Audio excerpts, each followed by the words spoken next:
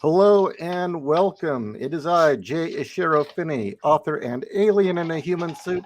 And tonight, when we talk about movies with John Stephen Walsh, we're talking about a very, very, very alien film. Alien to Sanity. Joining us will be Janelle.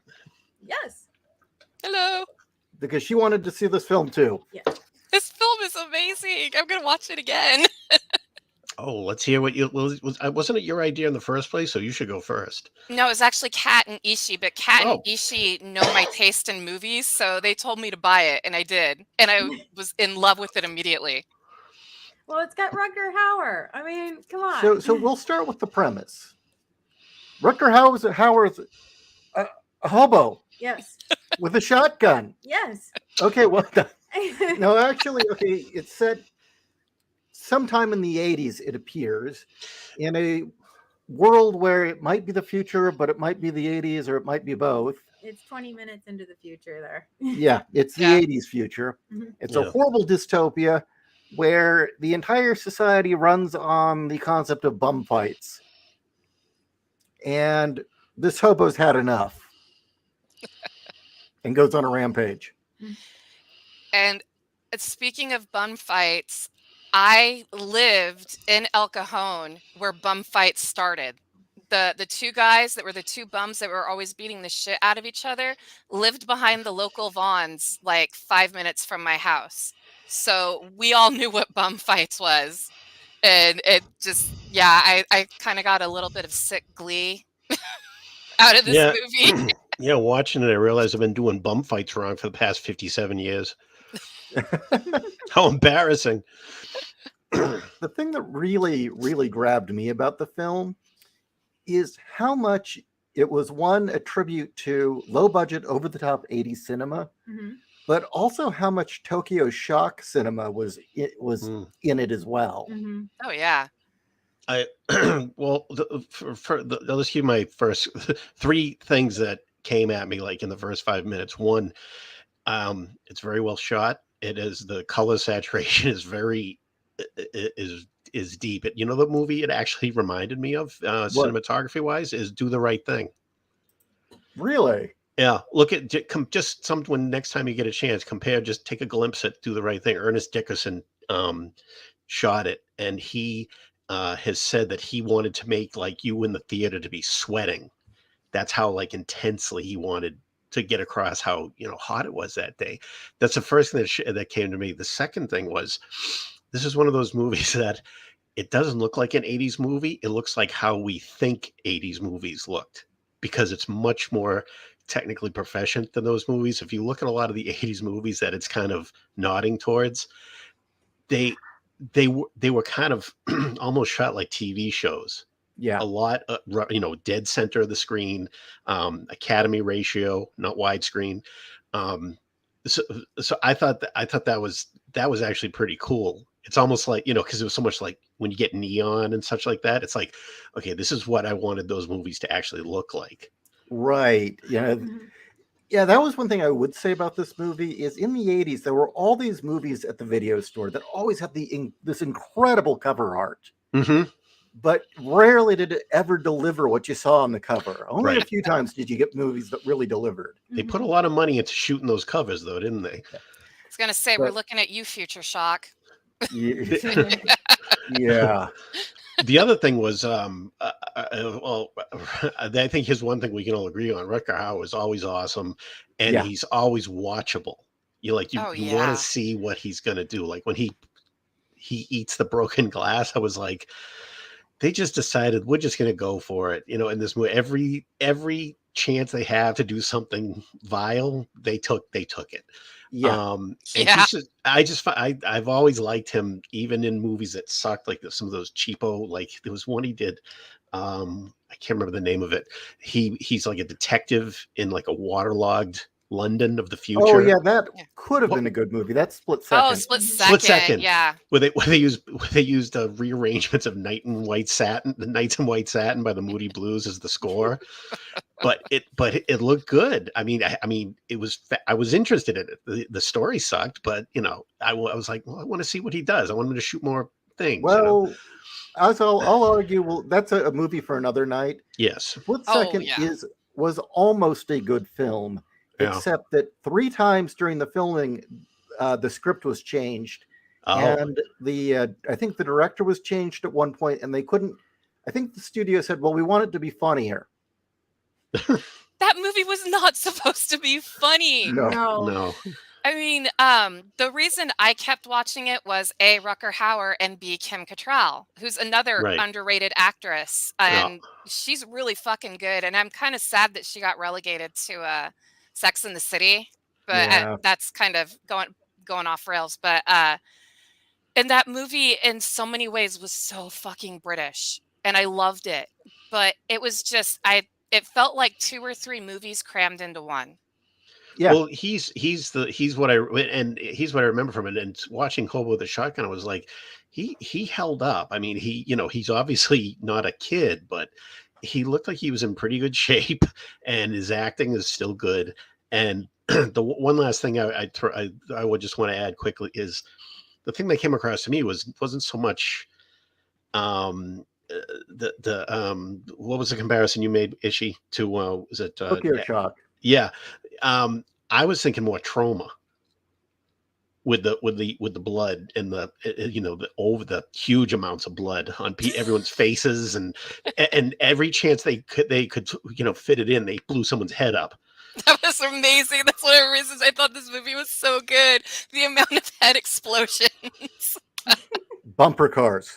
Oh God, the bumper cars. Dystopian bumper cars. Stupid, I couldn't stop laughing. I thought the best introduction to the world setting, who the bad guys were, how life is like for everybody, is that scene where Ricky from Trailer Park Boys comes running in with a manhole cover around his neck. Help me. Wait, that was Ricky from Trailer Park Boys? Yes. Yeah. I thought he looked familiar. I'm like, who the fuck is that guy? And they tell you that he's the uncle of the people who are about to kill him. Yeah. And you get that, that was probably one of the best introductions to world setting, to who the players are, what life is like for everybody, and just how dangerous these guys are, and also giving the audience a sample of how bad things can get. That scene established so much and was such good storytelling. And it was just funny to see Ricky get his head pulled off by, what was it, motorcycles? No, it was by the lifted truck. It was the lifted truck. Okay, and what made that scene even better was the Vanna White analog dancing and gyrating in his blood. Yes. I was like, what the fuck, man? Now, this scene right here in the trailer with the Santa Claus, you think that the society couldn't get any worse until you see the Santa Claus who's kidnapped the kid, and you realize what the Santa Claus is. Yeah. And I was like, fuck, nobody's doing anything. That's awful. But excuse me, you know what? We in the scene we're seeing in the trailer right now, the scene where he has his big heroic final speech to it's in the nursery, and by the end of it, actor would not have made that work. No. And by the end of it, all the babies are crying. Yeah. I was like, that's beautiful. That's a thing of beauty right there. I didn't like the movie as much as you guys did. I did like it, but I didn't like it as much as you did. But that scene, I was like, that's the remember this scene. Oh yeah. One thing I also liked about the movie that definitely it's like what you thought the 80s were the two sons dressed in the matching Letterman's jackets, like the douchebag jocks from John Hughes movies. Yeah. And they even I couldn't tell if it was a Lotus or a DeLorean that they drove around. It was a white DeLorean. I think it was a DeLorean, yeah. Yeah. But I mean, and the way they talk too, some of the one-liners when the guy comes up to the prostitute and he's like, "I know you're wet because my dick is thirsty." I was like, "Okay, wow." Like, that's an amazing line. Yeah, like that stuck out to me. It's like, okay. But Well, oh, go ahead. go ahead. No, it's just that Yeah. I think and I thought I wish they kept the the two, what do they call them, the plague or whatever. What do they call Yeah. those Yeah. guys? Yeah, that it's like it kind of jacked it into a different kind of movie. Oh yeah, this scene. You know, It's one of my favorite scenes when in he's the got movie. the shotgun taped to his dick. Yeah. Yeah. You know what I mean? It seems like that's one thing that bugged me a little. It kind of went between like just slightly elevated from reality into this crazy, completely over the top thing. And I kind of wish that either they built up to that or it was like that the whole way. You know what I mean? One or the other instead of some of this, some of that. But Well, it just felt like to me like, you know what? And this is just the way I felt about it. It was like they could have used one more draft of the script, and I think it would have been fantastic. I really liked it. Don't get me wrong, but I kept seeing moments that of like, without Rutger Hauer, I don't know how much I would have liked it, but he really pulled it together. He held, yeah. Without him, none of this would work because he No. played it straight. Right. Yeah. No, I mean, Yep. Rutger Hauer is the only reason I watched this film. It probably wouldn't have hit my radar if he wasn't in it. Well, with everyone else being utterly insane and over the top, you needed him to play it straight. Mhm. Yeah. It's like Howard Hawks said about bringing a baby. Are you familiar with that movie? What, No, babe? I'm not. It's a movie with that Howard Hawks directed before The Big Sleep, and it was Katharine Hepburn and Cary Grant. It's a comedy, and a lot, just to give you the gist of it, so I can get to my point. He's a scientist. He's like a real nerd. Cary Grant is, and Katharine Hepburn is this rich kind of flake, and she just decides she's into him, so she follows him everywhere, and they go after there's a baby. The name Baby is a reference to a leopard or cheetah that's wandering around. It's like, and the movie was not a big hit, and Howard Hawks said, I know why it wasn't, because every single person in the movie is a nut. So you need, I should have made one of the characters completely normal, so the audience can kind of get there and like, okay, this is who I'm with through this crazy situation. And that's what Rutger Hauer was.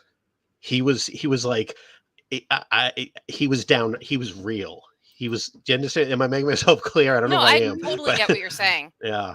And it's funny because you look at, I mean, I thought the costume work for him too was very good too. They got the layers, and he just looks terrible, and he's completely believable. His body, his emotions, and everything. And then when his eyes start popping out when he's getting insane, Yeah. and it's like he's just waiting to be he's like, this is my excuse. I can do this. And I just thought he was terrific. I thought he was really good. Well, it is kind of telling when the sanest person in the whole film is a homeless man who wants to buy a lawnmower. Yeah. Roy Batty is the sane person. Mhm. By the way, this dude, Oh yeah. Yeah. he was on Lex. That's who he was. He was Yep. that guy with the Well, hat, Right. the main character. Holy crap. I was going, where the hell? And I just refused to look it up. I'm like, I'm going to figure this out. So many Canadian actors in this movie Yeah. that I didn't recognize because they don't look like I've seen them before, Mhm. Well, for me, that guy, I hadn't seen him in anything for like 20 years. Right. So Yeah.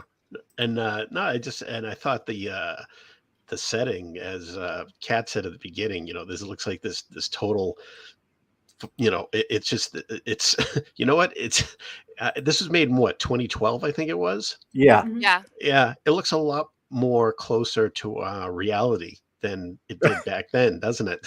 Yeah. Yeah. It kind of looks like Los Angeles. Yeah. You could film a sequel to this on the streets of Los Angeles or for San Francisco for like $20. Yep. Okay, what is that? I think that's a Audience, DeLorean. somebody who's into cars, tell us what the hell this is. I mean, I thought it was a Lamborghini. I thought it was a first, but- DeLorean because the doors The opened wings. up. Yeah, the Yeah, wings. I thought it was a kit. just like a kit that somebody. It could be a kid. It might, mean- because the you mean front Kit from reminds me of Night- a lotus. You mean Kit from Knight Rider? Is that what No. Oh. Yeah, it does have a lotus look, but I also really liked just how the colors were blown out, Yeah. and Yeah. they paid a lot of attention. There's some really giallo lighting to it. Mhm. Think of when they go into her apartment the first time. It's like lit like for a Hollywood premiere. You know, it's like she has 2 lamps on either side of the sofa, and it's like you could get a tan lying down in that room, but it's like it's Refrigerator. completely unrealistic, but it completely works. What I like too is there's color everywhere, Yeah. but Yep. Drake and his sons are in black and white. Black and white. Yep. Yes. Yeah, so there's so much color everywhere, but the villains are in black and white, Yeah. which I thought was interesting too. There's an absence of color. And it also showing how much they tortured and killed people, Mhm. and they never got a speck of blood on them until Rucker Hauer's character took them out. Right. Mhm. And I And- thought it ended at just the right spot too. By the way, I'm not Oh, going to tell. yeah, I'm not that going was- to ruin the. I don't want to ruin the ending. we can't but ruin the it ending. Yeah. Yeah, No, it no. ended. It ended just at the right point. That was the perfect ending. Just, yeah. You don't get a lot of movies like to drag out their endings, Yeah. but this one, I was like, perfect. So, yes, I Yeah. completely agree. Another thing is it's really rare for a movie like this kind of movie to keep the pace up. Right. So often these kinds of movies, you get, like the first half hour is great, and then the last 10 minutes are great. Yeah. In the middle, they they try to build some character so that you'll feel something more intense at the end than at the beginning. But it's like, yeah, we've all seen 10 million movies. We don't need all that. It was like one of the best things. You ever hear of the movie Alice Doesn't Live Here Anymore? I've heard of it, but I've never seen It's it. you know, Ellen Burstyn played the mother in The Exorcist. Yeah. She did this after that, and she won Best Actress for it. It was directed by Martin Scorsese, and she was trying to find a director for it. And she, you know, someone said, "Oh, you should check this guy out." And she's like, I asked all these other directors, they didn't work. And she went up to, she had Martin Scorsese, and she said to him, "What do you know about women?" And he said, "Absolutely nothing. That's why I think I want to learn. I want to do this so I can learn." And one of the key things about the movie is not as much what's in it, but what isn't in it. It's about a woman whose husband dies and she has this bratty son. And there's no point in the movie where, like, you know, they're yelling and they're swearing at each other. With she sits him down and says, "I'm just trying my best. And I know you love me." None of that stuff. It's just every time you see them, it's like, oh, they're going to get the, it's like, "You're annoying me." And it's just, it's so real. I never forgot that, which is like, it didn't have that Hollywood character building scene. And this didn't either. This is a Walter Hill movie, which is, you decide who the people are by what they do in front of you, not their backstory. Okay, quick for the audience who doesn't know, Walter Hill, if I am correct, did Coffee, Foxy Brown, and Switchblade Sisters. Wrong. Okay, which Hill is that? That's another Hill then. Yeah, Walter Hill did 48 Hours, Oh, Southern, okay. Oh, Southern Comfort, and The Warriors. Oh. damn. Okay, Now- I haven't seen The Warriors all the way through. I need to finish that movie. Oh my but God. 48 Hours is, I know, I'm a huge dystopia fan. I need to finish that movie. Yeah. But 48 Hours, I think, is one of Eddie Murphy's best movies and Nick Nolte's best movie. And it was Eddie Murphy's first movie. I know, he's fucking great in it. He's hilarious. Okay, He's sorry, awesome. it's Jack Hill who did those movies. Jack Hill. Okay. I'm just, There was a Hill in there. But just so you know, Walter Hill did Warriors, then he did Southern Comfort, and then he did 48 Hours all in a row. That's a pretty good streak. Yeah. If you guys haven't seen Southern Comfort, find it. It's very I've high. seen it. What do you think of it? A very, very underrated film that I'm surprised everyone forgot. Yeah, me too. You know what? I've never even heard of it until now. So now that you guys say it's good, I got to hunt that one down too. I'm going to go broke. Don't feel bad, Janelle. I hadn't heard of Unless it it's either. a different movie. The one I recall is it was some National Guardsmen are down in weekend a warriors. southern in the swamp in the bayou, Right, they're doing weekend practice maneuvers. they're weekend warriors who go out, some of them are trying to be tough guys and others are like, "Oh, I have to do this."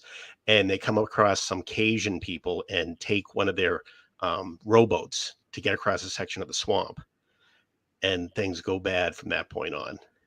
Oh, dang. Is it like Deliverance Oh style? yeah, Rob? oh absolutely. It's like Deliverance with machine guns. Holy shit, I need to watch this movie. Wow. Yeah, but I'm not going to tell you, but there's something about what I just said that's where the surprise comes in. But Well, that and you see these weekend warriors. Here we go. What is it? 2 weekends a month or whatever. Yep. Losing their shit. Yeah. In Powers the bayou as Powers these hillbillies are just harassing them and slowly picking them off. Powers Booth. I love him. Carradine. I want to make it sure it's the right one, not the dead one. It's Oh, they're both dead. Do you mean David or do you mean the other one? Keith Carradine. Keith Carradine? Yeah, Oh, okay. I think he's still alive. Yes, it's David's the one that passed away, but Robert Right. and Keith are still alive. And Fred Ward. Holy shit, that's a good cast, man. Mm-hmm. Yeah, I think it was Powers Booth's first movie too. Fred Ward, that's kind of a weird pick. Not for the character. Okay. He plays he's wound tight. I'll just put it that way. It has been years since I've seen it. Yeah, but if you like Hobo with a Shotgun, I bet you will like Southern Comfort, even though it's nothing like it. There's an intensity about it that I think you'll like. Great Ry Cooder score too. Speaking of Powers Booth, do you guys remember the movie with Powers Booth and Rutger Hauer called A Breed Apart? Am I the only person that saw that? I don't think I saw it. Rutger Hauer plays a Vietnam vet who lives isolated on an island with rare birds, and Powers Booth is hired to be a poacher to get the eggs from these rare birds, and Rutger Hauer hunts him down. Yeah. In the movie. And so I was, because you said Powers Booth, and I was like, oh wait, they were both in a movie together. So I don't know if anybody's seen it. Yeah. I will put that on the list. I mean, a lot of people don't like it. They think it's weird and cheesy, but I just remember when Rutger Hauer catches up to Powers Booth in the movie. Like it sticks out in my brain. Walter Hill and Powers Booth worked together 2 more times. One was in Extreme Prejudice, where he played the bad guy, and he was very good. And Nick Nolte was the hero in that. He was a sheriff. I can't say it's a great film, but I did like it. And then Walter Hill was producing Deadwood, and Powers Booth was cast in that as a I think he was running a gambling place. Yeah, he was very good in that. Undead. Oh yeah, I thought when Powers Booth showed up in the second season of Deadwood as the opponent to Swearingen, I was like, that was great. Undead. Okay, we will send you a list of Rutger Hauer movies because she's only seen Lady Hawk and Blind Justice and Blade Runner before Hobo. She hasn't watched any of his other films. That's it? We must rectify that, Undead. Buffy the Vampire Slayer. Oh my god, he was so good in that. Yeah, he was in the second version of Salem's Lot, the miniseries. He played Barlow, who in the first version of Salem's Lot, they completely changed the character to make him like Nosferatu. But the second one went back to the book and made him Rutger Hauer plays the chief vampire. I was gonna say, and also the one we talked about last week, Nighthawks. Fucking great in that movie. That's a great movie, and he's great in it. Yeah, and trying to think of something else. The only time I really liked watching the show True Blood is when he showed up as Sookie's grandfather. He was like the king of the Fae. Only good part of that whole show. honestly. Really? I actually I like didn't get Michelle that far. Forbes. I didn't know he showed up. I like Michelle Forbes. She's in Oh, that you know, show, isn't Oh she? yeah. she was good too. Okay, I forgot about her when she makes the entire town go insane and makes that Oh, one chick chop off her finger. It was great. Flesh and Blood. Oh my God. I Okay. know you guys, Rucker have you Hauer, seen yeah. Flesh and Blood? Yeah. It's Yeah, that brutal. movie's fucked up. That was one of Paul Verhoeven's first movies, and they Well, wanted him to in America, he'd been doing movies for like 10 years over in um, Sweden or wherever the hell he's from. Denmark Yeah, because thank you. Rucker Hauer was one of his go-tos. In Yeah, fact, in Rucker Soldier of Hauer's Orange. Soldier of Orange is a great movie. there's also, I don't know if you've heard of it, Spetters, which means Yep. friars. Yep. And that movie was not what I was expecting when I watched it. I don't think I saw that. I mean, I've heard it, but I didn't see it. Yeah, well, you had mentioned Flesh and Blood. It's like This. watch coming to that from like, oh, it's a fantasy movie. It's like it's like the dirty fantasy movie. It's like everything's Oh, dirty, yeah. everything's gross, everybody rapes everybody else, everybody murders everybody else. It's like Everybody gets the plague and is yeah, oozing pus and yeah, blood. the poison water and it's like it. I mean, I came to it after I knew of him, of course, and I was like, oh, didn't he do that Lady Hawk, which I saw because Michelle Pfeiffer. Okay, down boy. Hey, To lead I things like Matthew Broderick. to lead things back to Hobo with a Shotgun, because we could talk, Yes. Rucker Hauer films all day. I Well, mean, do you guys want to do we that could bring next in- week? Just Yeah, talk about Rucker Hauer? We could totally do that next Okay, week. I'm down. Yeah. So, what are the things that really stood out for everybody as far as aesthetics, storytelling, just plain the insanity of it all? Like, what's if you had to bring up one thing as the reason why somebody should see this film, what would it be?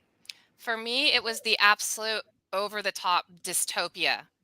I mean, Yeah. that was a dystopia on crack.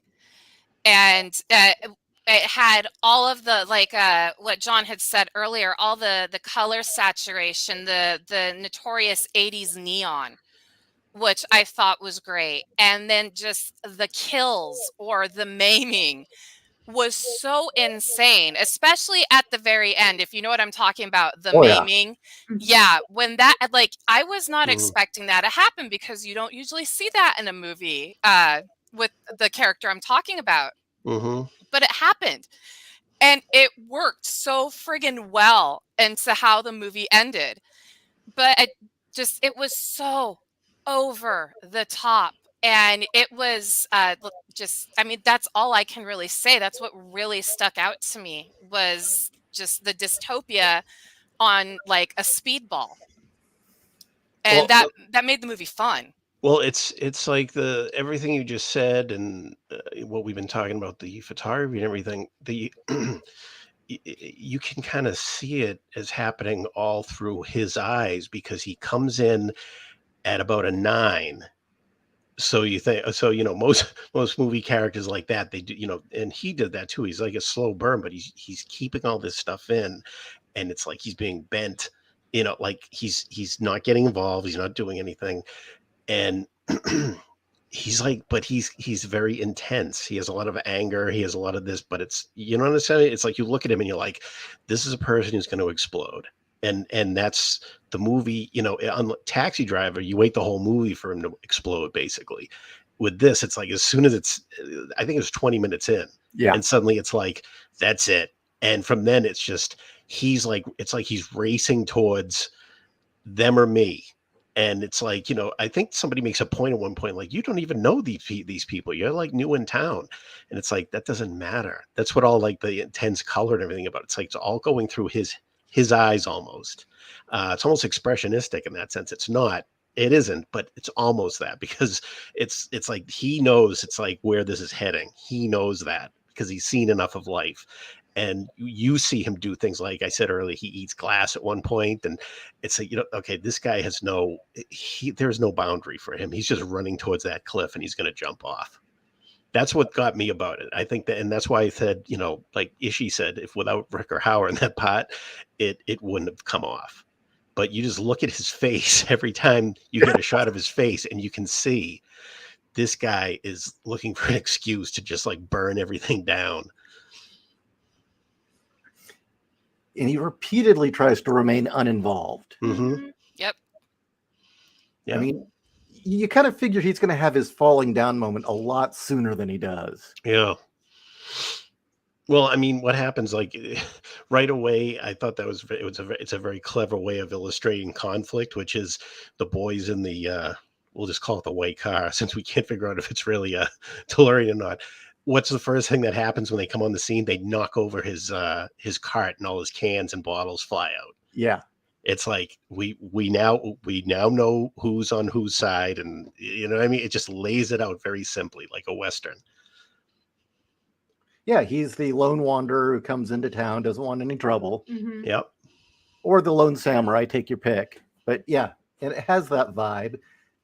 Definitely has a bit of a warriors to it. But yeah, I think it's the ramped up hyper insanity of the setting, and that it Mhm. really does deliver what all those box art covers in the video store promise. Yes, it does. Everything you see in this art piece right here, it's in the film. Yeah, it Yeah. really is. It's all in the Mhm. film. Yep. And just when you think it can't get any more nuts, the plague show up. Yes. Yeah. I love the plague. And then there's that shot where he's in the cell, and you see this tentacle in the background that they're beating down. Like, Oh yeah. get back. We don't need you right now. That was just that's what I thought was good, is like when these crazy, completely unrealistic things start happening towards the end. And yet we opened with a guy on a train coming into a shitty city that, again, you know, you could find it today. And by the end of it, you got freaking tentacle monsters that aren't even main characters, just kind of in the background. Excuse me. So, unless you've already seen these films, I am going to bring it up. Remember you had asked about the Sukeban genre, Janelle? And you said Yes. there needs to be more of that? Are we talking wh- like Sukeban? Is that the over the top Tokyo movies? No, that was the Delinquent Schoolgirls. Oh God. yes, I want to watch that so bad. Well, one of the places that, Delinquent Schoolgirls started out fairly minimal, Mhm. and then became 70s exploitation, and then in the 80s became this bizarre over-the-top genre of schoolgirl with bazooka. Mhm. Was literally a series, but it evolved into Tokyo Shock, and this is what I'm bringing up, is it really does remind me of the Tokyo Shock aesthetic. Hobo with a shotgun. Yeah. Yeah. It reminds me a lot of the just balls out insanity. I mean, Wait, go back. Was that a person in a wrestling suit with ice skates on their legs? a little more complicated than that. God damn. She's in a bikini bottom top with high heels, and her tits have been weaponized. Oh my god, what movie is that? I must watch it. This is Machine Girl Burst, or Rise of the Machine Girls. Okay. Weekend at the Pelosi's. So didn't you say this was the prequel to the original Machine Girl? No, this is a reboot, Oh, okay. and one of the few reboots that is actually better. Mhm. But then the other one, Really? what? Really? It's better than the original? Oh By yeah. a lot. Damn. All right. Well, let's put it this way: we watched it on on YouTube with no subtitles in the original language, and loved it so much we bought it so we could actually understand what was going on. Oh, could you? Yeah, the narrative is so solid, even if you don't know what the hell they're saying, it works. Mm-hmm. The other one that this really reminded me of was Tokyo Gore Police, which is a balls out, over the top dystopia. That is a fantastic film. With the Ooh. insane oversaturated colors, the ultra violence. I mean, the film opens with the girl's dad having his head blow up. Yes. Yeah. My dad's the best cop ever because he always catches the criminals. Boom. I have somebody sent me, just like they sent me the Hobo with machine gun. Somebody sent me Machine Girl. I think it was it's not the one you're talking about though. It's the first one. and I've had it for years, and it's like I'm like, oh, I don't know if I want to start looking at Japanese schoolgirls. I Machine just don't know Girl if I want to is cross good in that line. 15-minute bursts, Mhm. Yeah, Oh, Machine okay. Girl is fun. It's but it very over the top, and it's just, oh my god, I forgot about that. The squirting milk in Tokyo. That's Tokyo Gore Police, right? Yeah. right. But see, this one actually had a solid story, a narrative, a character arc, and a Yeah, coherent setting. obviously. No, it does. No, I know, I'm just kidding. And in a lot of these Tokyo Shock films, they don't. Yeah. Yeah. What was So, the and it seemed like a similar vibe. You know, just replace Rutger Hauer with a Japanese schoolgirl, and it'd be a Tokyo Shock film. I forgot about the fuck you finger missiles. I need to go back and watch This is Tokyo one of my Gore favorite films. I Police. love this film. I remember the chief of police and his little disgusting minion that he created. Yeah. Oh god, okay, Oh that my is God. taken from Wicked City. Yes. The yes, it was. vagina, the eating vagina. Yeah, because I remember that originally from Wicked City. And there's some other ones that are taken directly out of Uzumaki by Junji Ito. Hmm. But yeah, this is the only genre that I would say really even comes close to the insanity that we got with Hobo with a Shotgun. Yeah. Yeah. Well, I wouldn't be surprised if the director took a lot of influence or a lot of inspiration from the Tokyo Shock films, because I mean the scene in the spit it out, the bumper cars alone, Yeah. I could have seen in one of those Shock films for sure. Mhm. Yeah, exactly. That was my thought too. And the blood fountains. Yeah. One thing I really liked is that we don't know anything about Rucker Howard's past, Right. where he's been, where he came from, how he wound up, on the street. He's got the man with no name and no past thing going, and I really like that. I know movies nowadays have a horrid time with over explaining fucking everything. To the point where, extra number 5, you get their in tiny whiny backstory, and it's just, you don't need that.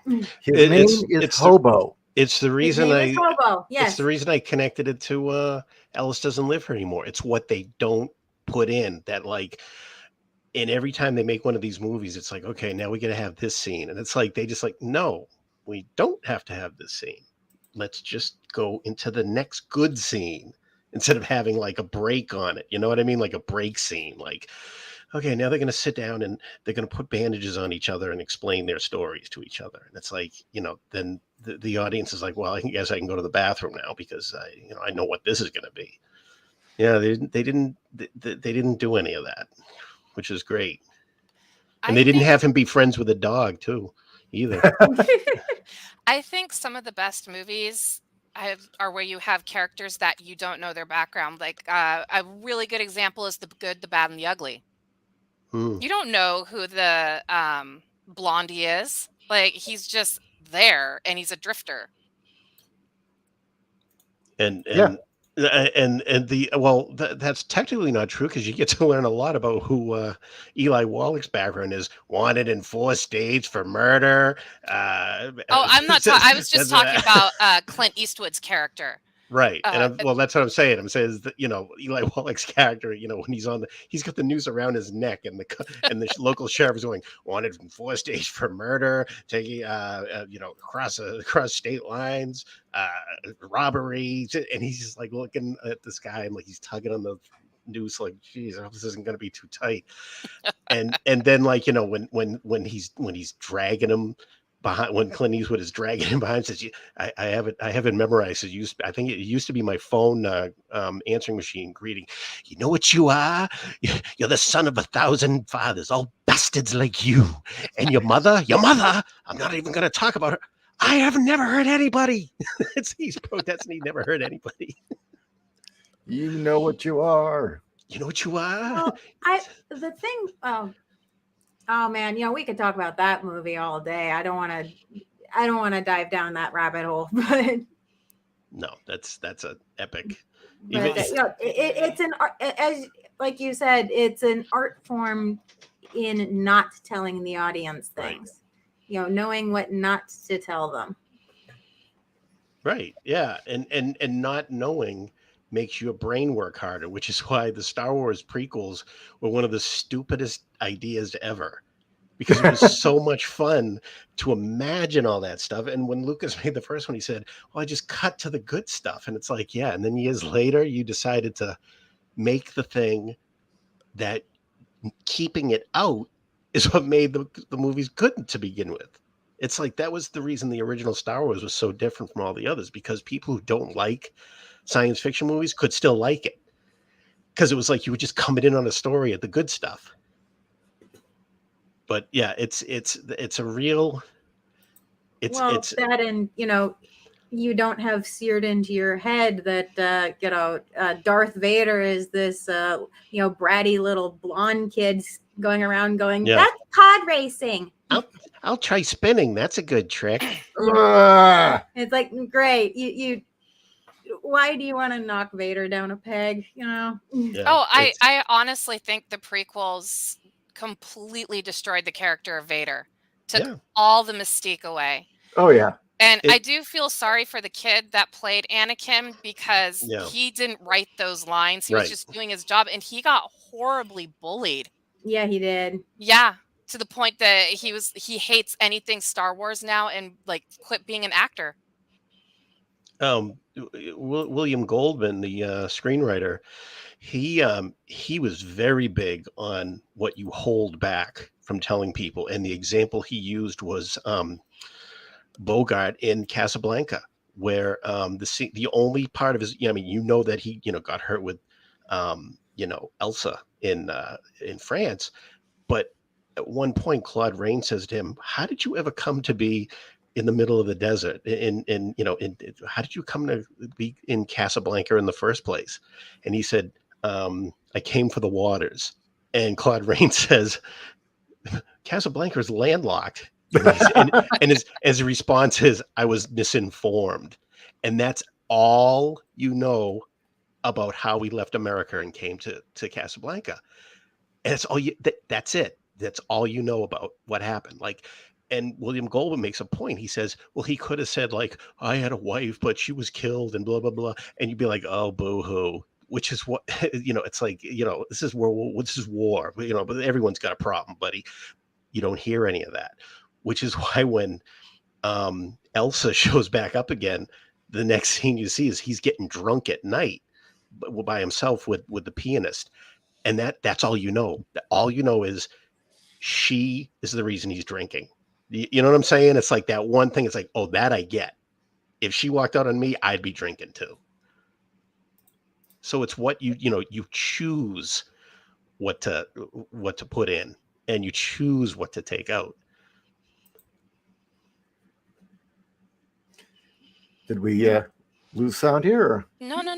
Okay. No, we're good. I feel like I keep interrupting. So No. No. I do too. So I guess we're good. So did anyone else notice the Plague had their own video game? Yes. And it looked like the old X-Men video game, which really pleased me. And it made me sad because the character that's in that video game is not one of the two that shows up. So it really made me think that he was supposed to, and either they couldn't make that outfit, or those were scenes that were cut because of, other things that happen later in the movie that I don't want to spoil for people. But God, I wanted more of them. I totally did. Yeah. That's one thing I liked about The Plague is you have this already over-the-top 80s film, this grindhouse film, and then two crazy fucking cyborgs show up. Like, what the hell? Cyborg demons. Yeah. And you said, I think wasn't it J.Ishiro that said the movie was originally supposed to take place in a dystopian future? It looks, yeah. So, I mean, those guys were probably holdovers from that dystopian future. But I love they were so over the top, and the fact they both chained a coffin to the back of their bikes for whoever their victim was going to be. I mean, and that scene when they just blow through the hospital and what they do to the doctors working there. It's There's like, a, oh my God. did you ever see the I think I might be wrong about this one, but I think it was The Killer, the John Woo movie. Yeah. Do you remember? Is that the one with the scene in the shootout in the hospital where there's one guy in the hall and one guy running down the row of buildings, and they're running and shooting every time they come to a doorway? So in other words, you the audience can see on the left the one guy, and he's going down a line of rooms that are all connected. On the right is the other guy in the hallway, and they're both running, and they only shoot when they come to an opening, like a doorway, and then they keep running, and then they shoot at the next doorway. I'm pretty sure that was The Killer. That's Don't another know. one I haven't seen. Damn, I'm missing out. Yeah, all the John Woos are starting to merge as they get older because I watched them all in like a 3-year span back in the 90s. But Wolf is Killer, asking if it's Hard Boiled, the that's movie it. Hard I Boiled. think that's it. That's probably it. Yeah, Hard Boiled, because I knew there was one I was missing. Yeah, and then again, like I said last week, it's on. I checked on YouTube. You can see the climax of A Better Tomorrow 2. The scene I told you about, where the guys, attack the mansion full of criminals. It's like 4 guys with guns just go in against like 100 guys with guns. If you don't want to see the whole movie, just go on YouTube and look up for that for the ending. It's awesome. Yeah. Oh no, I was going to say, going back to Hobo with the Shotgun for just a second, No. I wanted to tell John and the listeners what I told you that I found out today about the director. Yeah. The guy who directed Hobo with the Shotgun really likes the 80s because he was the consultant on Far Cry 3 Blood Dragon. And so you can see a lot of what was in Blood Dragon in Hobo with the Shotgun. And I think Blood Dragon also came out in 2012 when Hobo with the Shotgun came out. So I found that really interesting that he was a consultant because he knew his shit about 80s cinema. And the whole thing with Far Cry 3 was it was supposed to be an homage and a parody of all the best movies that had come out in the 80s, the action and sci-fi and horror. In fact, the main character is Michael Biehn and his partner is Phil Lamar. So I haven't finished it, but I did play it and I had so much fun. It was like saturated in pinks and reds and blues, and it's just another over the top game. But I mean, like the fact that these were both made at the same time. That your description of I don't play games, so I don't know the game you're talking about. But I mean, I've heard of it. But the description you just gave, you know what it sounds like? Did you ever see a movie called Band of the Hand? No. It's an 80s movie, and the color scheme, what you just said, reminded me of that. It's a neat little action movie, and and it got a little bit of a pump because Bob Dylan did the theme song, which is good. It's called Band of the Hand. Is the name of the song too, with the Heartbreakers, Tom Petty's band. It's a good little movie. I haven't seen it in a long time, but it's like, it's a little like there are these certain 80s movies where it's just very linear plotting. You know what I mean? Like in the first scene, somebody gets killed. In the second scene, someone wants revenge. Third, it's just boom, boom, boom, boom, boom. It doesn't stop. And those movies never made it like as big as the big studio productions. But years later, I mentioned them. People say, "Oh, I saw that. That was good." So if you look around, see if you can find that. I'm not sure what it's the availability of it. So Janelle, did you find anything else out about the director? Let me see. I had the page up. Jason Eisner. He's done a few. He did a segment for the horror anthology VHS, which is another 80s anthology. I haven't seen the VHS films. I've heard they're very good. The first 2 are good. Yeah, he did the alien abduction slumber party segment. That's one of the best. That's one of the ones I really like. I think because it's genuinely it's scary. It's good. It's really well done. So he has done the ABCs of Death, obviously Hobo with the Shotgun. He also co-wrote the Christmas slasher short film Treevenge, which I'm guessing is Christmas trees kill people who try to cut them down.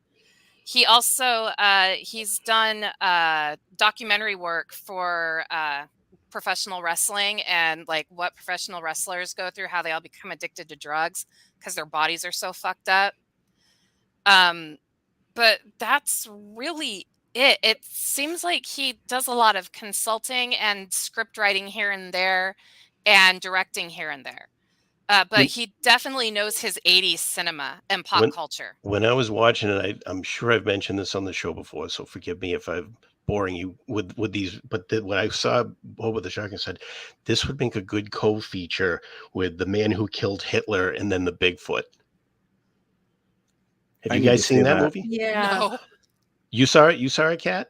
No, I haven't seen it yet. You should. Although I have a really good friend who like says that it's excellent. I bet if you see it, you will then give me a call and give Janelle a call and says, "I know what we're going to talk about this Wednesday." So The Man Who Killed Hitler? The Man Who Killed Hitler and then the Bigfoot. Holy shit! And That's the star title. and the star is none other than Sam Elliott in one of the best parts he's ever had. Yeah, the trailer for it is amazing. There's something. It's one of the few trailers that it doesn't like it looks like what it is, but once you start watching the movie, you're like, this movie is really it's well thought out, it's very character oriented. It's like I mean, I don't want to I'm not going to ruin any plot ideas. I just like at the end of it, I'm like, oh, why? If this movie was made by Hollywood, Sam Elliott would have got nominated for Best Actor.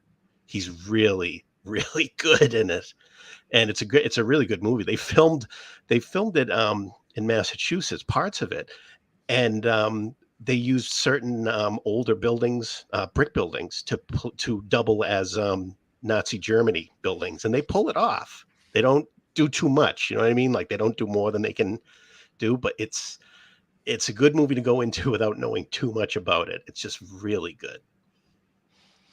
See it. I found he's done one more thing, the director, Jason Eisner. I just saw this. It's called Kids versus Aliens. And I know the title sounds stupid, but look up the poster. It's a horror. It's a horror spinoff of the VHS films. And it looks like if E.T. went wrong.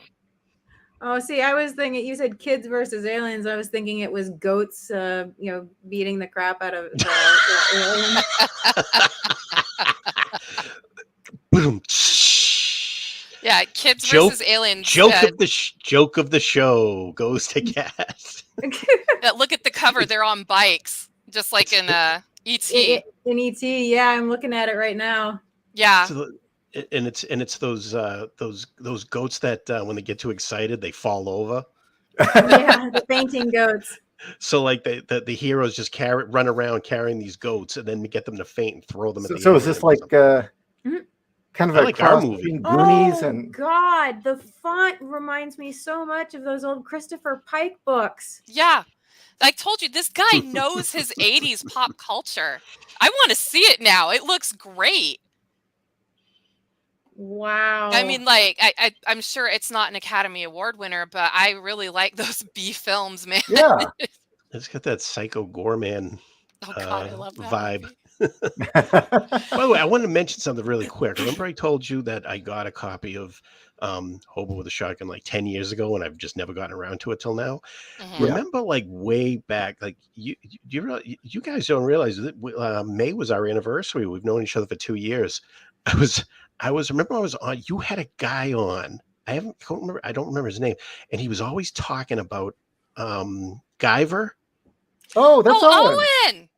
Yeah. That was one of the first comments made about Guyver, and I went, I have that movie, and it's been sitting in my stacks and stacks of movies I have never gotten to, and I always looked at it and said I should watch this one of these days. After he mentioned it, I went looking for it. Now I can't find the goddamn thing. He cursed me by mentioning it.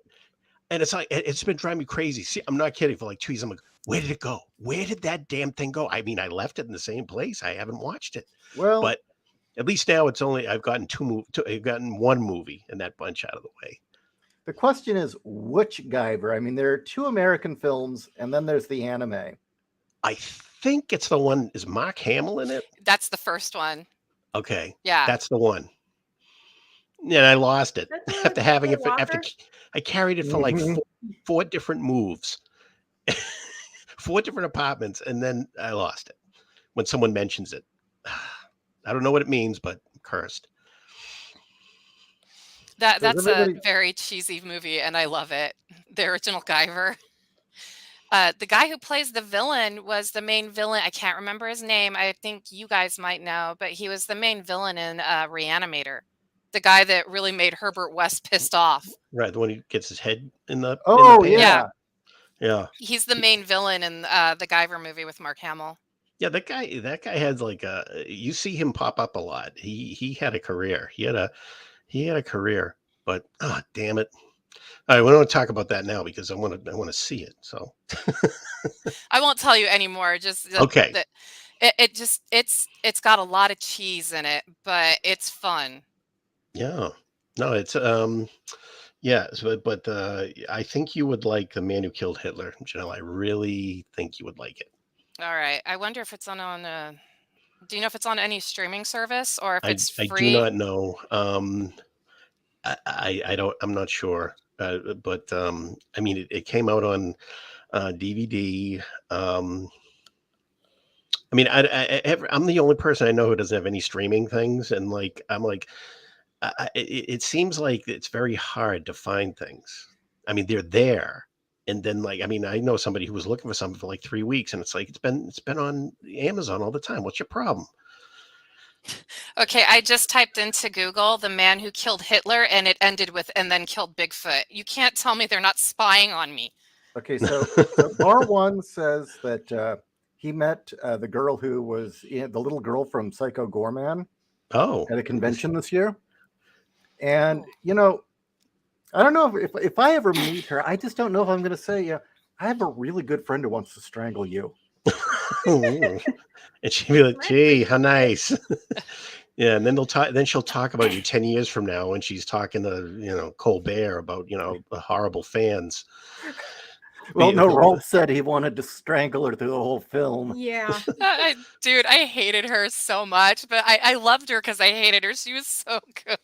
Oh, she reminded me too much of some girls that I hated when I was in elementary school. So When Chris turned to all of us and said, "She reminds me of my best friend Delilah," I was like, "Oh God."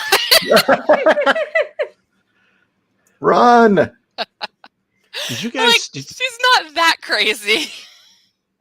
I'm determined, by the way, to fix this goddamn screen so it's not like this green static for my face. I mean, for God's sake, That's all we say. I keep trying to put pictures in it, and it doesn't load up. But well, anyway, it looks like it's your camera. oh, is that what that is? Yeah. Oh shit! Because I block it. I block my camera. Oh, good. Oh, let me. Let's if see. you like turn off or hang on. disengage your camera. Nope. Hold on. Let's see. Wow, this is like the big face reveal. You talk among yourselves while I peel off the index cards. Well, we're at the top of the hour, so we're coming to a there we close go. here. Yep. Good. I have an excuse. Well, things are moving in front of the lens there. Nope. That's okay. You lost your chance. But very very quickly, I touched on this with Ishii.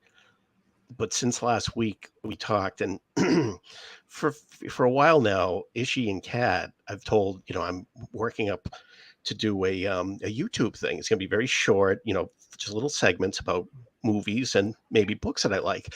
And last week I was like, I'm not doing this. It's too I can't stand this. I can't stand all the things I'm seeing on YouTube. Right.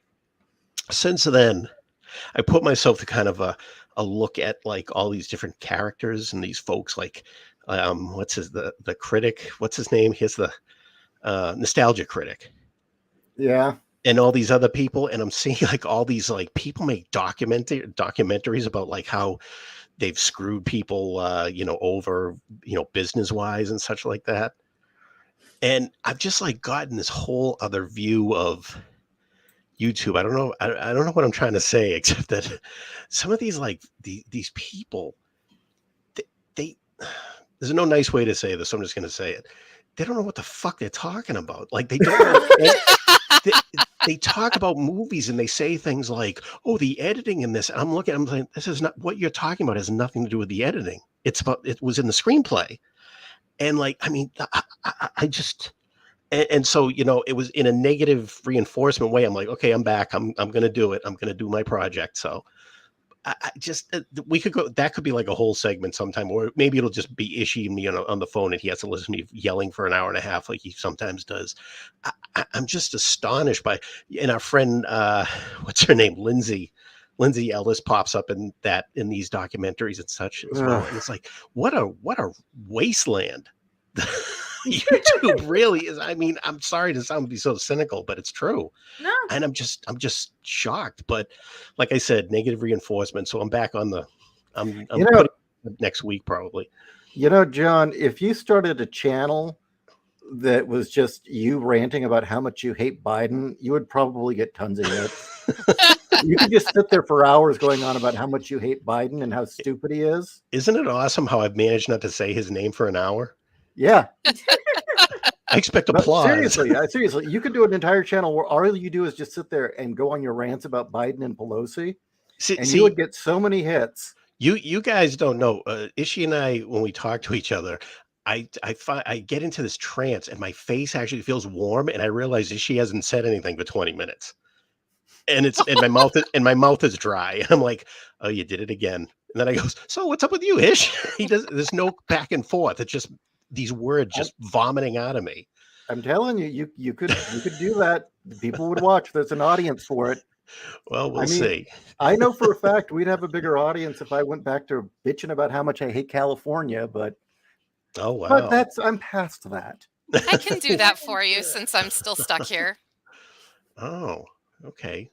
Oh, I know that there are people in our audience who wish I would go back to ranting and giving my views on politics, but we should do the Ishi and John show. We only talk about two things: Biden and California. Nothing else. No, we talk about Boston too. Oh yeah, we would. Well, anyway, I'm just looking around very quickly if I can think of anything else to recommend. Oh, do you guys the two movies, Ravenous and The Proposition? We talked about those briefly, right? Briefly. See them. You should see them. Ravenous, which is Guy Pearce, Robert Carlyle, and David Arquette, and it's about oh shit, I've been wanting to see. That's about the Wendigo, right? It's about the Sierra Nevada, and then the Wendigo's about cannibalism as well. Yeah, no, I've been wanting to see that movie for years. There's also a movie called Wendigo, which was not bad. It's about a guy and his wife and a little kid, and the little kid is like, the Wendigo becomes like his guardian angel. Oh wow! Yeah, that's a hell of a guardian angel. It was not bad. Yeah. It was not bad at all. It was pretty good. The special effects were a little odd, but like after a while, I was like, I kind of like that. It's common like warped stop motion, and it just looks unworldly. And the other movie, also starring Guy Pearce, is called The Proposition. Ray Winstone is in it too. Oh, and he's John such Hurt, a good actor, as well as John Hurt, and it was written by Nick Cave. Really? Yep. Oh wow. But I just want to get those two in case anybody's looking for something to watch, because they're both good. So do you have anything in mind for next week? When we're going to talk about Rutger Hauer? About jizzing all over Rutger Hauer. Oh, okay. I actually just ordered, I told you guys I just ordered Nighthawks, right? So I can watch that. So I haven't seen that movie since I was a kid. I just remember it scared the shit out of me. And I when I saw Escape from New York as a kid, I thought Mm. New York was cool. And then I saw Nighthawks and I was like, I'm never going to that fucking city. And Nighthawks would take place in a realistic New York as opposed to a dystopian Yes. New York. I was like, at least the cyberpunk of, New York and John Carpenter's movie made it look kind of cool. No, Nighthawks, like, yeah, that New York is what New York is becoming again. It's like when New York was a whole fucking war zone. The thing that really made Nighthawks stand out for me was you really felt danger. You Yeah. felt like, oh god, they got to stop this guy. It's like it was. Oh, it's. I really like it, and it's nobody knows about it. It makes your palms sweat while you're Yeah. watching because you're getting Yep. nervous. You get Yep. anxiety. Like my parents let me watch movies I should not have watched as a child. So I probably shouldn't have seen that as a kid. But yeah, it truly that was the movie that made me decide New York is a hellhole way before it became a And I bet, hellhole. I bet, because I remember this. I remember so much about. There's so many more famous movies I can hardly remember. But I remember certain scenes from that. One I remember is when he has hostages in the cable car, Hmm. and he just kills one. And I saw it I saw it when I was young, and I was like, oh, this guy's for real. Because I love Die Hard, as everyone does. Yeah. But I was like, why didn't he just start shooting people and say, give yourself up? Well, we're just going to kill everybody down here. I mean, why didn't the bad guys do that and say to Bruce Willis, you've got 1 minute to get down here with your hands up, or we shoot somebody else? Because that was supposed to be a more lighthearted Christmas film. Yeah. She shot Bonnie Bedelia's boss through the head. Come on. There you got your one murder. Ho, ho, ho. It's like in A Christmas Story. You shoot your eye out, kid. Ho, ho, ho. And he taps him. No. And he goes down the slide. Remember when he goes to see Yeah. Santa Claus? No. So we're coming up to the top of the hour. What is everybody's final thoughts on Hobo with a Shotgun? 10 out of 10. Definitely watching it again. Yeah, this is one of those. If you like this genre, buy it. Mm-hmm. Have it on disc. I would say maybe a 6 or 7 out of 10, but it's a 10 out of 10 to see Wrecker Hauer, because I thought he was really good in it, and I like him, but I thought he was extraordinary in it. I thought it was so good. He was extraordinary, and I don't think they could have pulled it off with anybody else. Yeah. He had that gravity. I got to be honest. I was unexpectedly very sad when he died. I was like, I wanted him to make another Blade Runner. I don't mean necessarily that, a Spoiler sequel, alert. but I wanted him to make something. No, Something else. he's talking about. I'm real talking about life. Actual Rutger Hauer. Okay. real, Yeah. You know what I mean? Like, I wanted him to have one big, last movie, because he's a journeyman actor, and he spent 40 years basically making junky things better. That Yeah. was part of his charm. He took Yeah. shitty movies and made them good. And we can talk about that next week, because I Sure. have a list of shitty movies that I watched because he was in it. He was I like, liked Blood of Heroes. oh, I did too. Written I by like- the guy who wrote Blade Runner. Wrote the I like screenplay of the Blade Runner. movie Deadlock. That's when him and Mimi Rogers met and got married for a while after she and Tom Cruise broke up. Really? Yeah, What's cute. the video game that is in a Blade Runner setting where he's playing a detective? Oh God, I have that game too on my Xbox, and I cannot remember the name. But I've heard across the board the only reason you should play that game is because Rutger Hauer's in it. That was my finding with that. Is that he's the bright shining light. Yeah, I've- people buy shitty stuff because he's in it. And it doesn't mean, I'm not saying everything he's done is shitty, but none of these movies would have seen the light of day without him in it. So I mean, I know he was absolutely beloved. I remember people crying when they found out he passed away. I was depressed the whole day. And Yeah, I I actually was watched Blade Runner. I was unexpectedly bummed out, because there are people that, I say, oh, that's too bad he died. But it's like, he was good. But I know you're trying to shut down the show, but give me 10 Yeah, seconds. you motherfucker. I just, 10 seconds. 10 seconds. Mimi Rogers, she was in a movie called The Rapture. Anybody see that? Mm-mm. It's outstanding. And she was in another movie, which I will find the title for, in which she plays a woman who is going to be executed for murder. And she's fantastic. It's like I had no expectation. I thought, oh, maybe Roger's big deal. By the end of it, it was like, Okay, you're gonna that have was to amazing. explain the Rapture to me next week. Okay, I will. Rapture. Awesome flick. Awesome. Okay, I'm done. Thank You can send me a everyone. bill. You can send me a bill for the extra time. It's got David Duchovny. Sorry, I got Yes. distracted for a second. Yes, it does. He's good in it too. Well, thank you everyone for Thank joining you. us for Hobo with a Shotgun, and Yes. definitely join us next week where we Review Homo with a shotgun. Wait, no Rucker Hauer is not. I said That no, a was- different movie. Homo with a Oh, shotgun. that was the knockoff, and you know what happened to the shotgun in that one. Does he have to tell you? Thank you very much, Janelle, Ishi, and Kat. Thank you all very much. All right. Bye bye. Good Good night, everybody. Thank you. Good night.